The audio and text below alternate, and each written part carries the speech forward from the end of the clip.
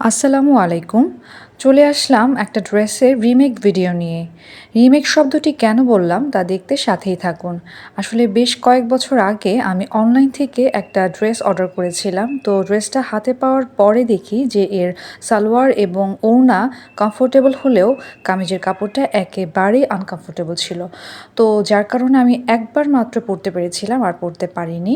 তো কিছুদিন আগে রোজার মধ্যে আমি অনলাইনে গজ কাপড় বিক্রি করে এমন একটা পেজে একটা গজ কাপড় দেখে চোখ আটকে যায়। তো গজটা দেখে আমার প্রথমে যেটা মাথায় আসে যে কেননা এই কাপড়টা কিনে আমি আমার সেই আগের ড্রেসের লেস এবং গিফটটা বসিয়ে ড্রেসটা রিমেক করি। আসলে রিমেক করার কথাটা বারবার বলছি কারণ ওই ড্রেসটা আমি কিনেছিলাম মূলত লেস এবং ইউকটা দেখেই। তো যেহেতু পড়তে পারিনি আর কেন যেন ফেলেও দেইনি। তো যাই হোক অবশেষে এই পেজটা থেকে আমি গজ নিয়েছিলাম ২ গজ কাপড়। আ এদের অবশ্য সেট করা ছিল কিন্তু এরা কেবল গজই বিক্রি করে। তো যাই হোক আমি খুব দ্রুতই পেয়ে গিয়েছিলাম। ঈদের অল্প কিছুদিন হাতে থাকতেই অর্ডার করি এবং তারা ঠিক ২ দিনের মাথায় ডেলিভারিটা দিয়ে দেয়। এই যে হচ্ছে আমার আগে সেই ড্রেস, সেই ড্রেসটার ইউক এবং লেস আমি নিজের হাতে খুলে টেলরকে দিয়েছিলাম এবং যখন আমি ড্রেসটা হাতে পাই ফাইনালি এই যে হচ্ছে সেই ড্রেসটার লুক দেখতেই পাচ্ছেন।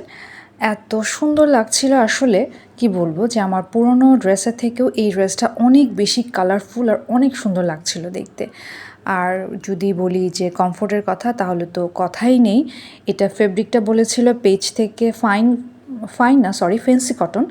কিন্তু হাতে পাওয়ার পরে এবং আমি যখন ইউজ করি তখন দেখি যে এটা এতটা সফট এবং এতটা কমফোর্টেবল, প্রথম দেখায় মনে হয়েছিল যে হয়তোবা একটু গরমে পড়বে কিভাবে, কিন্তু ব্যবহার করার পরে দেখলাম যেটা অনেক, অনেক কমফোর্টেবল এবং মনে হচ্ছিল যেন ভেক্সি ওয়াল কাপড় টাইপের।